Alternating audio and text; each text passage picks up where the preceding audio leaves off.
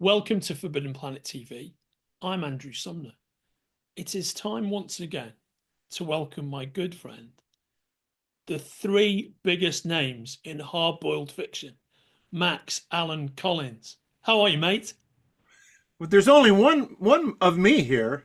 I don't know who the other two are. Hammett, Chandler, There you go. Well, the Spillane. reality is that you're such a big presence. You required three names, and Max Allan Collins can't be contained to just one or two, and quite rightly so, my friend.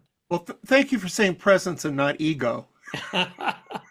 That's a nicer ring Would at I do present. that? Would I do that? Really? Come on. How have you been, Max? Been good, been busy, which I'm glad to be. It's I'm a mystery writer, not well over 50, and not everybody's out there Slightly saying over 50. slightly over 50, and there's a lot of people in my business who've retired. I always have people saying to me that I run into, "Oh, are you still writing?" And I said, "Yes, I'm still writing." "Oh, well, why are you still writing?" And I'd say, "Because nobody sends money to my house if I stop." It's So, true. I mean, not only are you but still writing, mate, but you're super prolific. I mean, actually, if you think about the years you and I have worked together, you've really entered an incredibly prolific phase of late, have you not?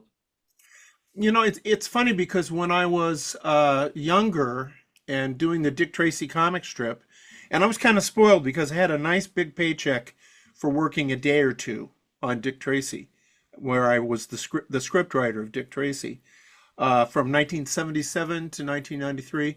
So I didn't have to do any work, so I could really work at a leisurely pace. But as you get older, I would say 50 is would have been a marker for me. I'm thinking, well, the time now is finite. The days grow short, you know. True, And true. so I came here to tell stories. And I want to get all my stories told. And I'm always glad. I don't want to be morbid, but I'm always glad when I get to the end of a book, like, whew, now, okay. But then I rush into the next project.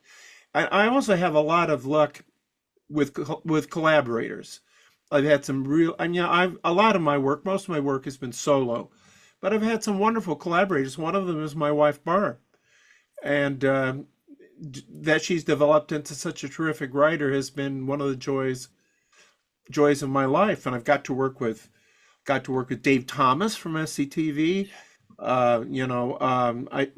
Matt Clemens did something like 33 books with me. He worked on all the CSI books with me, and I think that's why I got into indie filmmaking, which I've gotten back into recently, because of the collaborative nature of it. Because this is a lonely business, and I like that. I like the control, but once in a while, uh, you got to bump up against some other people, man. I mean, you just have to. Yeah, that's very true, mate. It's very true. Yeah, it's good to get the balance right, and I think you've got that right. I think again with the caliber of your caliber of your collaborators, not the least of whom, of course, is the wonderful Bob, Yeah. as you Who say you've quite met, rightly, who you've met several who times. I've met several times and is a wonderful human being. Pretty cute too. Oh yeah, absolutely. Well, you've done very well for yourself, though, mate. Yeah, I got one thing right. Yeah. So very true. So mate, we've had much to talk about of late, some of which Yes. we're about to talk about now. But let us begin with a literary character very close to our respective hearts.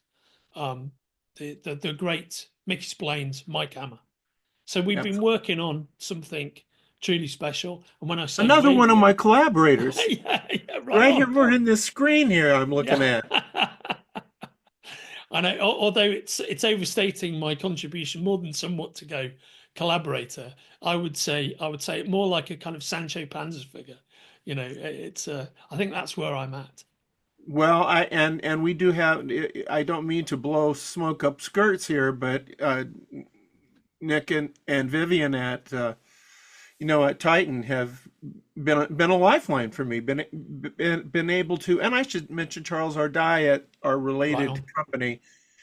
these are people who have allowed me to do what I want to do, as far as, not having to go please some editor with some brand new thing. And I get to pursue, because how many, I probably started half a dozen series. I want to just work on the stuff that I've already created, refine it, explore it, having a lot of fun writing about Quarry as an older person. Yeah, I'm sure. Instead of saying I'm always right. Oh, well, why don't I have him be my age? Yeah. He's a little younger than me. Of course, everybody's a little younger than me. Not necessarily. I can think of some people who aren't. But back to Hammer, of course. Um, Tell me about. Well, I know all about it, of course, but tell us Well, about I mean, even the short David's version, murder. the very short version, because we've talked about this before, is that starting when I was about 13, 12, even 12, the TV, my camera was on, Darren McGavin, and that sent me to the books, and I became really a stone Mickey Spillane freak. In fact, I had wanted to be a cartoonist up till then, big comic book guy. I still am a big comic book guy. And that made me want to be a mystery writer. And so then I read Hammett and Chandler and, all that stuff. And I wrote in tons and tons of fan mail, letters, and never heard from it. And then it came about that I was asked by the people putting on one of the BoucherCons. That's the big mystery convention, as you know. And they said, we're having Mickey Spillane as a guest of honor. And everybody because I was known as a Mickey Spillane fan. I had written articles about him. And, everybody in mystery fiction knew I was the Spillane guy. And so they said, you've got to be the person between Spillane and the convention. And at that time, he was riding real high on the Miller Lite commercials here in the United States. And so I said, fine. And I had a very bad night the night before. Like, what if I meet my hero? And he said, real jerk. But he wasn't. We went to his hotel room, and the guy from the convention said, "Oh, Mickey, this is Max Collins." And and then Mickey said, "Oh, I've known Max. We've been corresponding for years." 100 letters that you didn't answer. So, and I said that, and then he loved it, and we had lunch together, and we became instant friends. And he invited me down to his home in South Carolina, and I went down there, and also went down with James Traylor, another Spillane buff, fan, advocate, and he and I wrote several books together. Most recently, I'll grab this one. You didn't publish this, but this is something I'm very proud of. Oh, it's a great. I love that book. I have The my biography of yeah, Mickey it's Spillane, fantastic. and Yeah, a critical reappraisal of him. But at any rate, I began going down there a couple times a year to see him.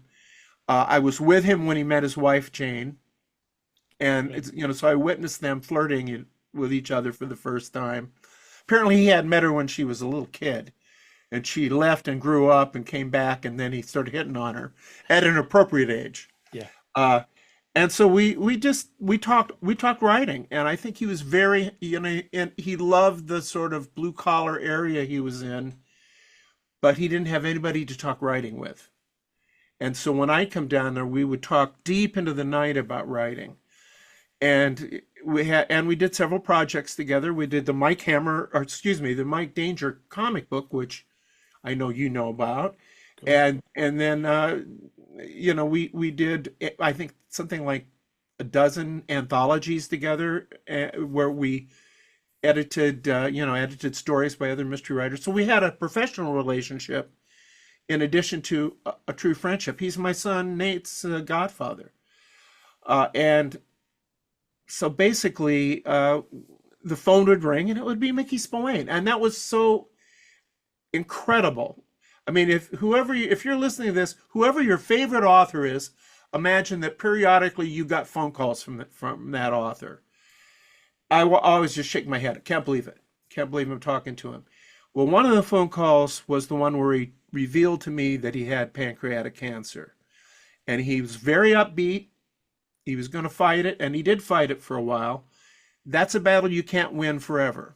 Yeah, right. And so I got a phone call from him saying, "Look, I'm working on the last Mike Hammer novel, and I may not be able to finish it. If I don't, would you finish it for me?" I said, "Well, I hope I don't have to. I'd much rather just read it. But if just rest assured, I'll take care of it if it comes to pass." And he immediately apparently went to his wife Jane and said, um, "There's going to be a treasure hunt around here when I'm gone," because he had many projects he'd started for various reasons, and we don't have to really get into some of those. But you get Max and get all the material together, give it to Max. He'll know what to do.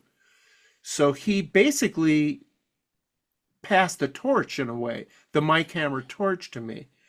So the book he asked me to finish specifically was the Goliath Bone, and there's a Titan edition of that, by the way. There I is do indeed. believe. And I ended up doing 14 of these, of which the current book is the 14th. Now the process is there were about 6 to 8 of them, of the manuscripts, that were really substantial chunks of Spillane work. So this isn't me just like, "Oh, well, I'm going to continue Robert B. Parker, or I'm going to continue so and so." These were unfinished Mike Hammer novels, 100-page manuscript. And so all of those, that's what I went to first. I want to get all of those, because you never know when some publishers are going to pull the plug on you. I didn't know how great Nick Landau was going to be. And so I did those. And then I had some that were more fragmentary, where maybe he did the first 2 or 3 chapters, and he had the ending sketched out. And then finally it kind of turned into maybe even to be a synopsis that he wrote, thinking of maybe doing it on the Stacy Keach TV series. So they were all different kinds of things, but I did them kind of in order. I had one I saved that was fairly substantial, that I thought had the makings for when we did the last one, when we were at the end. I saved one for the end, and that was Baby It's Murder. And this book begins in, let's just say it begins and it ends in a cemetery. And let people, take it from there. But there was a review, I think, from Kirkus, and Kirkus, they can be stinkers. I mean, they're well known for being really, really rough. And I think it was them who said about Baby It's Murder that there was more sentiment in this than you would usually see in a Mike Hammer. And so maybe even sentimental. They said, "Don't worry, Mike Hammer delivers on the blood and the gore and the violence." And I said, "That's great," because you don't want to water him down, Yeah. because And he was strong medicine. I think it's not giving too much away to say that the book is bookended by begins and ends in a different era than the bulk of the story Yes. is set in. And in the bulk of that story, Hammer is as uncompromising and two-fisted and guns blazing as he ever is. And being in that privileged position of seeing the manuscript early on, what you and I both know, but the readers won't necessarily know, is the novel really came out of your head almost completely fully formed, of yours and Mickey's head completely fully formed. And we'd talked for a long time before you wrote the novel or completed the manuscript about what the way into it and the way out of it was. And we talked a lot about that, the beginning and the end of the novel, which very much draws the Hammer tale to a close, and what its relationship with the main story would be. And I just think you just super delivered that, and actually Well, it came thank out you. of you fully formed. I want these books. I hope people will come to these books and not consider them, "Well, this guy is continuing Mike Hammer." No, I'm completing Spillane. I'm completing it. You've got in. It's the canon. I want it to be canon. and as comic book people like stuff that's canon if they can. So what you have with these 14 books are me coming into various manuscripts and ideas he was working on, and if I can tell when they were written, then or I have to sometimes extrapolate how they were written based upon cultural references. Like if he talks about newspapers, or the newspaper's out of business, or the newspaper's still in business, figure out where these stories appear in the chronology of Hammer. That's very important to me, so that I'm filling in, because he didn't publish anything between 52 and 61 about Mike Hammer, and he had developed all these stories that he didn't complete. So I wanted to drop them into specific places, so that if you were to sit down and read these, and I put a thing at the end of the books, as you know, where I say this is the order of chronology, not the order of publication. And even in Mickey's day, one of the books, a book I like a lot called The Twisted Thing, that was published as probably the 11th, I don't know, the 10th Hammer or something. It had been written second, and he'd put it away. And so, and in fact, they turned it down because when he first published I, the Jury, very famous title, incredibly best-selling book, it didn't do that well in hardcover, and they have scheduled a paperback. And so he came back with his second book, and they said, "No, I don't think we want that." Then I, the Jury, came out in paperback and sold a gazillion copies, and they came back, "Would you give us that book back?" And he's like, "No, no, maybe someday." And then he very, I think, brilliantly wrote more of a direct follow-up to I, the Jury, because what I, the Jury, told you was Mike Hammer's a guy they're all about, almost always about vengeance, revenge, and there's usually a sexy love story in there. There's a lot of graphic violence.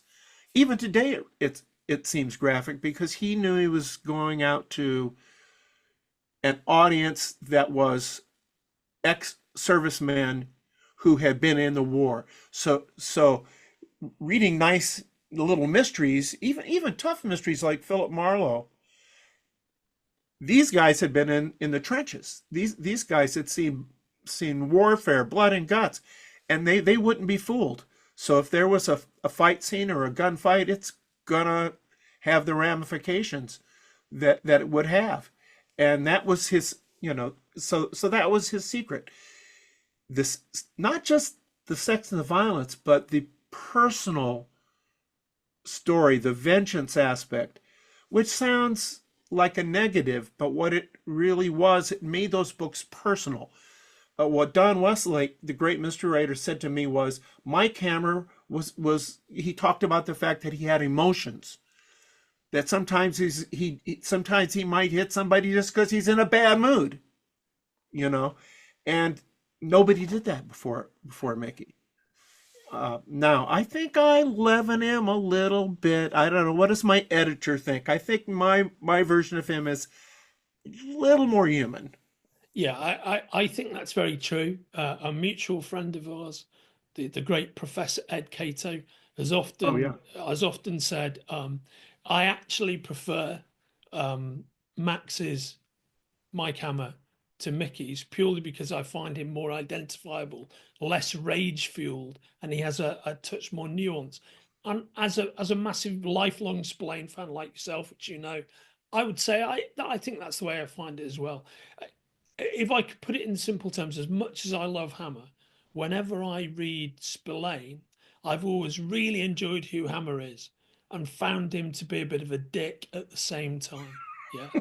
Whereas your Hammer has the same savagery, has the same pulse pounding fever dream approach to life, but he's a bit of a nicer guy. He's not soft centered by any means, but I think because you've drawn out more of Hammer's um, Hammer's emotional relationship with his friends and family, his family life, the things he cares about. I think they're easier, they're more nuanced in your telling of who he is, because Well, that's who you are, as a I think person. there's a major part of this is the way I handle Velda, and he should Absolutely. have he should have a lot of respect paid to him for how strong Velda was in his Yeah. books. She was a private eye. She was the other private eye in the office, not just the secretary who's longs to marry the boss. No, she carries a gun, and he sends her out. And even in Kiss Me Deadly, the movie Kiss Me Deadly, you see how vital Velda is in the mix. They kind of criticize Hammer in that movie for kind of using her almost he's the pimp and she's the prostitute, Yeah. right? But she was an incredibly strong character. His women characters were really strong. So when he's called a misogynist, it drives me crazy because Velda really was the first character like that, and he used her, but I use her more. Yeah. She, and 100%. she's very prominent in Baby It's Murder. She really is. It's really a book about Mike Hammer and Velda Yeah. when you get right down to it. And it's very much about their relationship. I think you actually, although he was way ahead of his time, he's Oh of yeah, his time, and I think the difference between Mickey and yourself is that you give Velda more agency in terms of her exploits. To use a very contemporary term, and I think that's it. And she's definitely a character that you enjoy reading in your hands. well, I even kind of did a variation on her, didn't I? Well, you know what? Let's pause that for 1 nanosecond, because I was going to use that segue and you're way ahead of I me. beat you to the But segue. beat me to the segue. But there's just a couple of little inside baseball moments Okay, with this beautiful edition, Titan Books edition of the Baby It's beauty. Murder, that I just want to point out. And that is, it is, as you will see within the title, it is the concluding Mike Hammer novel. Yeah, Yeah, which we've got a spot on the spine there, the concluding Mike Hammer novel. And this is the final cover, beautifully designed by our main man, William Robinson, our designer here at Titan House. And although I'm not in Titan House, I'm somewhere else, but at Titan House. So great job, William. It very much in the footsteps of the guys who set this design up in the first place for all of our Hammer hardcovers, and that's Amazing 15. Um, Brilliant literary design agency, and they really understood the Hammer brief. And one of the things you and I have both enjoyed with each of the Hammer novels is seeing how this motif of the cityscapes and the buildings, they've interpolated into the novel yeah, itself. And I think this is a great concluding lick on that design. And the other I thing agree. is, the quote that we've had on the cover throughout this series has actually been, and I don't think I'm paraphrasing, I think this is pretty much it, which is Mike Hammer is an icon for our culture, and that's a New York Times quote. But Yeah. for this final concluding novel, the quote now actually reads, Spillane would be proud of how well Collins has maintained his legacy, which is a beautiful quote from Publishers Weekly. And every word of that is true. And so I think as concluding packages go, as a book that wraps up 10 to 15 years of publishing, I think that's I'm extremely pleased with how this edition's turned out. As am I, and this cover style that they've done reminds me a great deal of a Will Eisner Spirit Yes. cover, Yeah. or Splash, I should say, Yeah, for sure. which you and I is another enthusiasm that we share. Um, yeah, I've mentioned several times that I'm not a kid anymore, but I sometimes wish if I could go to myself at like 12 or 13 and say, look, there's some bumps ahead. There's I'm not gonna lie to you, kid. It's not all gonna be gravy. Or if it is, it's gonna be lumpy gravy. But you're gonna get to continue your favorite comic strip for 15 years. You'll be the guy who takes over for Chester Gould and Dick Tracy. Oh, you're shitting me. No, no, you are.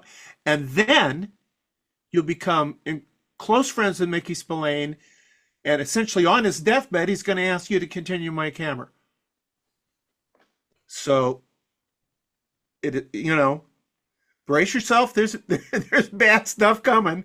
It's not always going to be easy, and it never is when you're a freelance writer, a storyteller, a liar for hire. But I look at that now. The thing I'm proudest of, in a way, is that because there have been writers who have stepped in for famous writers and continued a series or whatever. I feel like I have managed to also do my own thing, and that I feel very proud of Nathan Heller, for example, and Quarry. Yeah. And so I'm not just the guy that continues somebody he admired their work. No, I do that. I'm glad I did movie tie-ins. Well, I mean, also, let's face it, to many people, you are Max, Allan, Road to Perdition Collins. Well, that's true. The most famous thing is Road to Perdition. And I didn't even think to mention that. There you go. That's what it's a kind of a spinoff. It's a spinoff of Road to Perdition is a spinoff of the Nathan Heller series. And we'll talk about that a little later. I'll let you talk about what you want to talk about in your order. So I'm removing the pen on the segue, and you did indeed do your iteration of Velda, and that iteration of Velda is in fact Ms. Michael Tree, and my pals in our Titan Comics division have just published. This has been something we've been very proud to do over the last 6-7 years, is bring all of Ms. Tree into print in one graphic novel compendium series, and this is volume 6, Fallen Tree. And I couldn't be prouder to be involved with this, and I know you're very happy to see the whole thing collected and put together in one matching edition. Very thrilled, and I have to single out my collaborator, and I didn't mention him on the glory list of collaborators, Terry Beatty. The great Terry Beatty.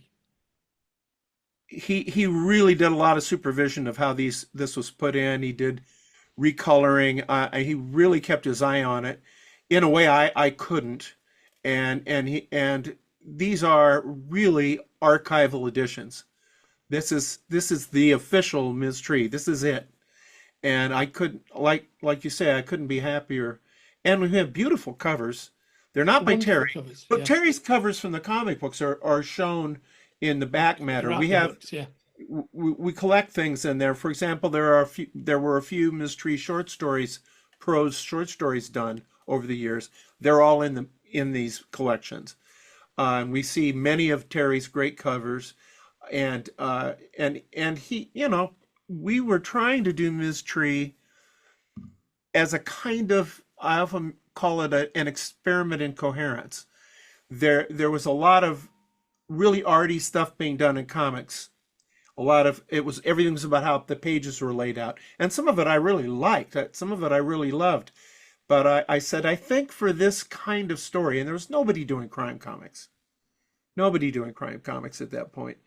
This kind of story, we need to go back to the EC way of telling stories, to the comic strip, the Milton Caniff, the Johnny Craig. We want this to be simple and direct, and hit hard. And he was very young starting out. He was just barely out of high school, and he dug in and he developed. It was always interesting work, and it turned into something. By the time you get to the end, they're bangers. What he's putting out there. I couldn't agree more. And you know what? Rather than deep dive into that here and now, this has given me a thought, which is what we should do. Is we should get Terry Beatty back on. Terry has been with us before, and let's get Terry back on in the near future, and let's have a deep dive into this volume 6 and indeed the rest of the series. You, me, and Terry. How does that sound? Absolutely. I should say before you move on, because people may not be familiar with Ms. Tree, she does come from Velda. The whole concept was Velda and Mike Hammer finally get married, and then Mike Hammer gets killed on the wedding night, and Velda takes over his agency and becomes the private eye of the agency and solves his murder. That was the what they now call an elevator pitch. I gave to Dean Mullaney, who called me and out of the blue and said he wanted us to do something for this Eclipse magazine that he was going to do, and I just pitched that off the top of my head, which is the same thing I did with Road to Perdition, and they're probably the two best ideas I had. Well, that and Nat and Quarry and Nate Heller, but now I'm so happy with these books and to have these on my shelf. And I have to tell you, I'm going to mention Nick again. He pursued us. He pursued the first time I met him. He pursued. Oh, tell me, are you going to do collections in MS.TREE? And we went to conventions and San Diego Comic-Con and be sitting on the floor talking about it, and he was dogged about us doing this, and he's been dedicated to it. As he and Vivian are about so many things. And this is, of course, Nick Landau, Vivian Chung, the owners and Yeah. publishers of Titan Comics and Titan Books, also the owners of Forbidden Planet. My boss is therefore, yeah, no, this is. I mean, I was there in the room, or actually there at the booth. You may recall when you and Nick had that finalized that mystery conversation, and you know he was punting around for other viewpoints. You know, and he was like, well, you know, what Sumner, what do you think? And I was like, mystery. It's like I own Eclipse issue 1 with the first mystery story. I'm all in. I'm all in. It just is an absolute no-brainer. So we were all dedicated to bring it in, as John, Ricky, the rest of the team, Duncan, the rest of the team at Titan Comics. And the it's truth been of a it pleasure is, to do it. The truth of it is, it was Terry and me who slowed it down a lot because we always wanted to come back with a new graphic novel and kick this off with the graphic novel. But then I got incredibly busy, and Terry got incredibly busy because he was the Batman anchor on. I don't know which title it is, but it's the one that's like the cartoon show, the good cartoon show. The animated, the Batman animated. And he, and I was on Batman for a while, and I mean we just didn't have time. Yeah. And now he's a syndicated cartoonist. He does the Rex Morgan comic strip. Rex Morgan, and does an amazing job of it. It's really good. But Terry, if you're watching this, we'll look forward to seeing you soon and having you on, and we'll do a mystery deep dive. Let's move on from mystery, and let's in fact move out of the world of print for a second, and into the world of podcasting come radio, because you've got a really interesting project, amazing project on the go at the moment with one of your signature characters. Yeah, I'm very, very proud of this. It's all the recording is done, and now it's the first, I think, 6 episodes of 10 have been done. What it is, it's called True Noir, and it's based on the first Nathan Heller novel, which was titled True Detective. And True Noir was my suggestion when we felt we couldn't use True Detective because HBO had done a series with that title.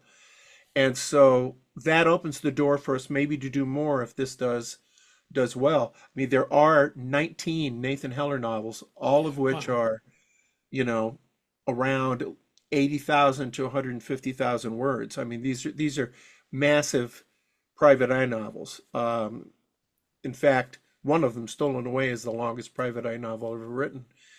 And I do short stuff. I mean, I think you have to look at the material and say, what does this need? And Heller, because they look at real crimes, and that was sort of the, I don't want to use the word gimmick, but the gimmick was that. Well, I'll go back to, and I know you've heard this story. I don't mean to bore you, but I was teaching at a community college, and I just was kind of frustrated. I said, let's do mystery novels. And so I had a course where we looked at, Hammett and Chandler and Agatha Christie and Spillane and, Edgar Allan Poe. Should put him at the first of the list. And students loved it. Well, when I was getting ready to do the Maltese Falcon, and I noticed that the copyright was 1929, I had this notion of, oh, well, then the Private Eye, it's like Philip Marlowe and Al Capone were contemporaries. And that made me think, well, wait a minute.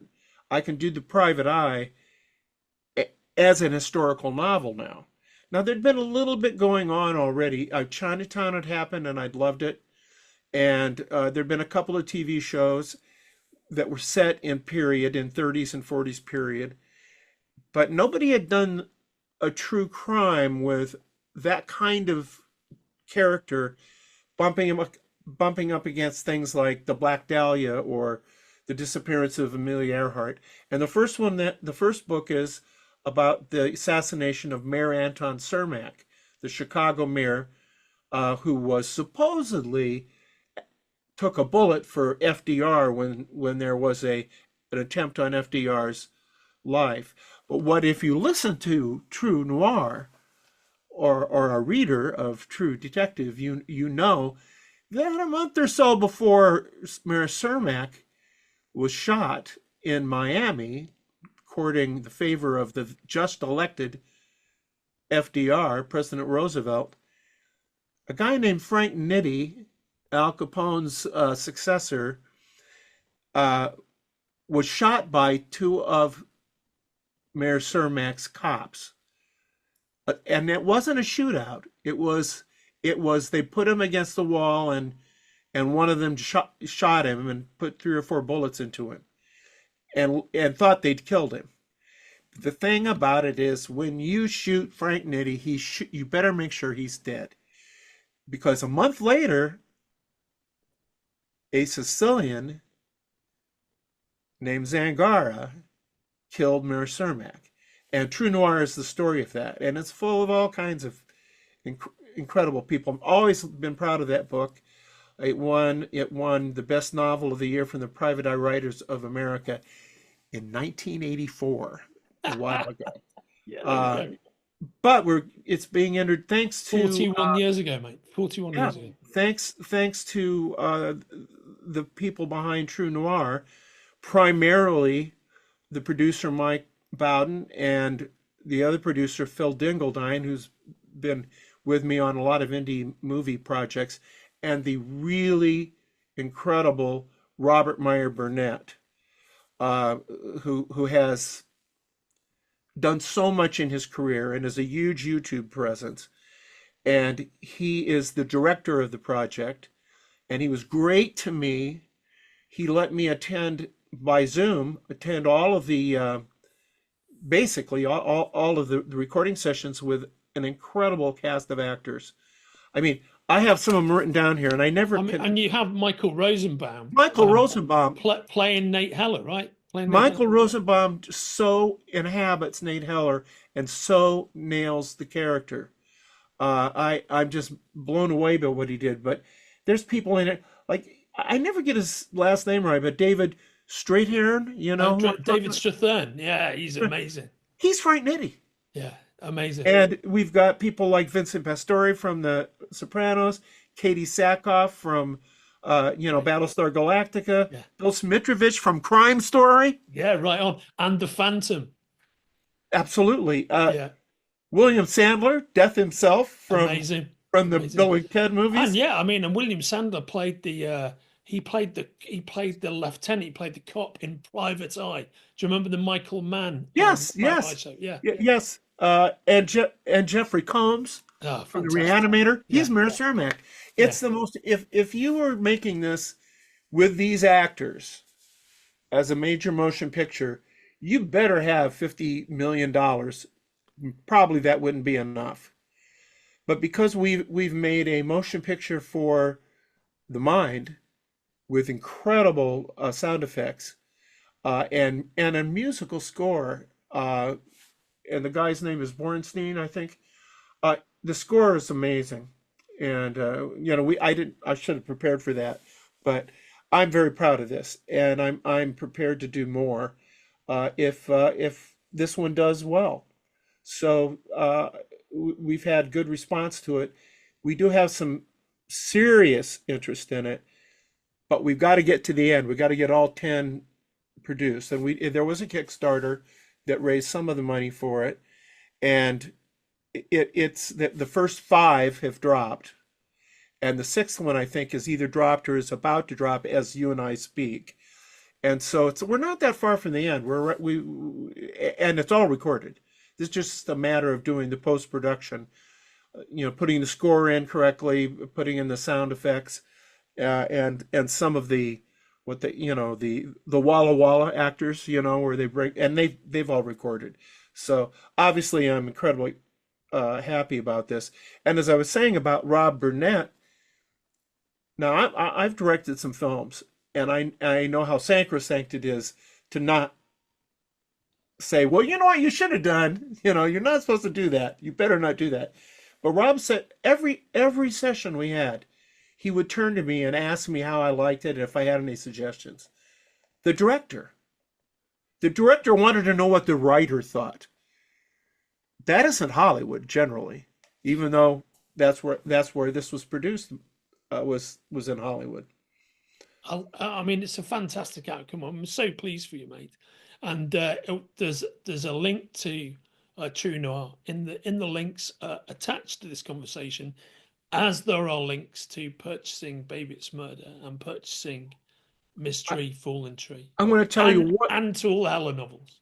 I want to tell you another thing, and that is that the way this happened is crazy, because I was watching Rob on YouTube, where he has a thing called Robservations and a show called Let's Get Physical Media for people that like to buy Blu-rays and DVDs and 4Ks. And I just thought this guy was fascinating. I thought he was great. And I seemed like I was on the same wavelength with him. Nobody likes to hear anything more than their own opinions shouted back at him. So I thought, well, I'm going to write this guy a letter. And so I went to find out how to write him. And the company, even though he was working out of Hollywood at Los Angeles, the company, Mike Bowden, was 25 miles from my house in the Quad Cities. And so so a couple days later, I'm having lunch with him, because, say, this is crazy that you're involved with this guy out in Hollywood and who's directed movies and so on and TV. And he said, well, you want to talk to Rob?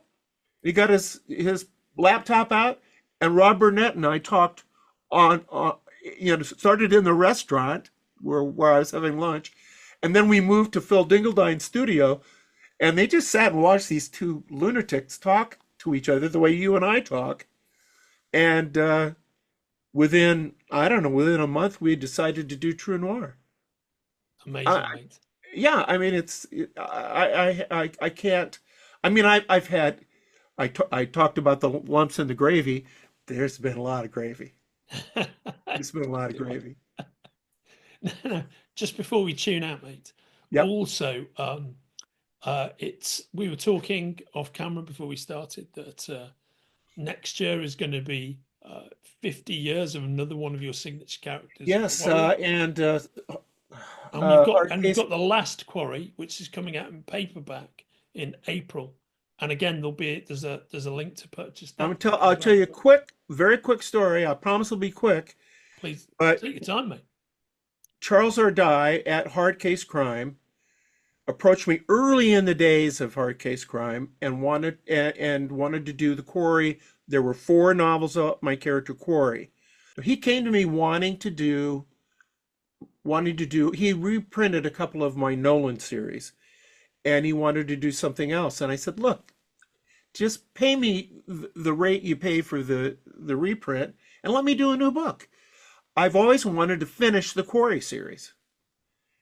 And so I want to do a book called The Last Quarry, because I had done these 4 books about this hitman Quarry, who was the first hitman to have a book series that I always thought was really some of my best work.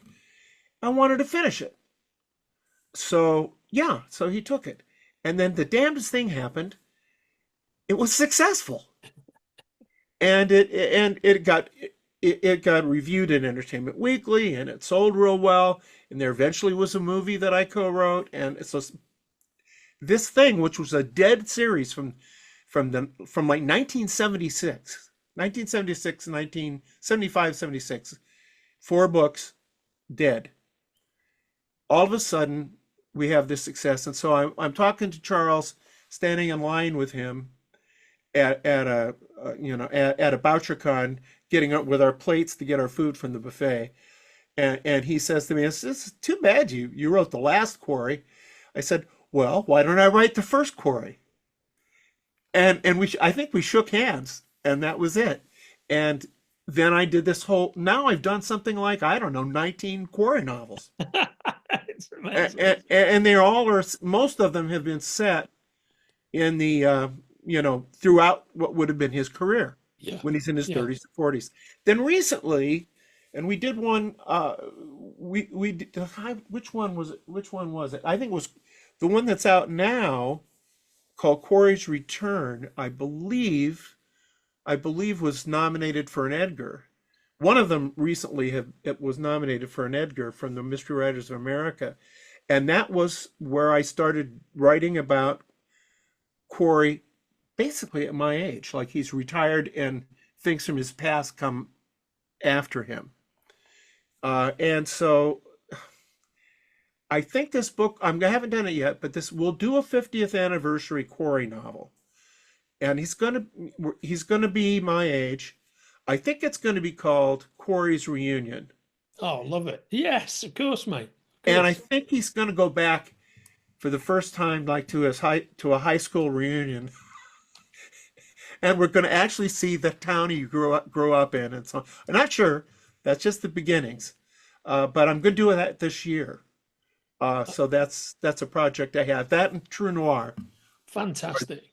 I are the mean, big. mate, if you think about it, this conversation has been a Max Allan Collins embarrassment of riches, because we started with our mutual hero, Mike Hammer, and then we flipped into Ms. Michael Tree, and then we flipped into Nathan Heller and the rich world of True Detective and the True Noir podcast for the audio drama series.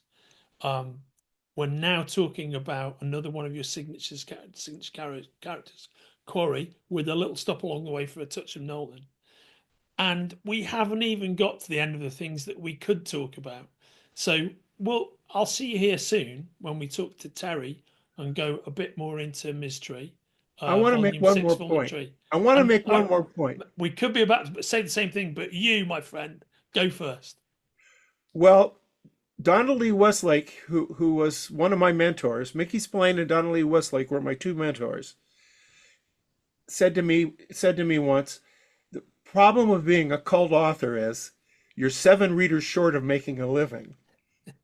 And and I'm definitely a cult author, although I've made a living. But Rob Burnett was talking about True Noir on his show, Robservations, and he answers letters that are coming in. And someone came and said, "Well, I'm listening to True Noir. It's True Noir. It's terrific. Uh, somebody should get somebody like Ed Brubaker or Garth Ennis to write a graphic novel about Nathan Heller." And I want to raise my hand and say, I am the guy who wrote True Noir did write a graphic novel called Road to Perdition. You might not need to go outside the house to find somebody to arrange the furniture correctly. And I agree with every word of that. But it wasn't actually what I was going to say, so that's good. What I was going to say is what we haven't even touched upon is a project I know you're quite rightfully very proud of. Quite some time in the making, and we're both very proud of that. And that is your impending and upcoming 2026 publishing January. sequel, January 2026, sequel to the Maltese Falcon, the return of the Maltese Falcon, where you return to Sam Spade, and you return to the characters of that wonderful novel. And I took it to you. Right on. You were at the ground floor of that, and yes, I've done it, and I'm proud of it. And you've read it, and I think you said you liked it pretty well. I've read it And and I love it, mate. And you know, if I'm a lifelong Spillane fan, well, then of course I'm a lifelong Dashiell Hammett fan, a lifelong Chand fan as well. But this and I is a was real getting to do this is a real treat, mate. this is something I've wanted to do. This is something I've dreamed of doing, and I wanted to work within. This is why I call it the Return of the Maltese Falcon as opposed to the Return of Sam Spade, or just do a Sam Spade novel. I wanted to do the rest of the story Yeah, of the Maltese Falcon story, and deal with characters he created, because the only character in the Maltese Falcon who gets killed, other than the partner, is Casper Gutman. The yeah, rest of them are yeah, alive.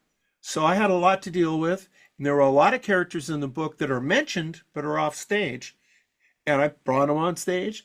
So this book takes place, like, I don't know, a month after the end of the original novel. And so I'm very much, there's a fan part of me that was why I was the right person to do my camera, because I appreciated it as a fan appreciates it, but was also a professional writer. And those aren't always, not yeah. every fan thinks they're a professional writer, but not all of them are. And so that was really important to me, to be able to really honor Hammett's style and to challenge myself to work in his style without keep as with Mickey, without keeping me out of it 100%. Yeah. Always viewed Mickey as collaborations. And in a weird way, and this may sound funny, but I kind of feel like this is a collaboration with Dashiell Hammett.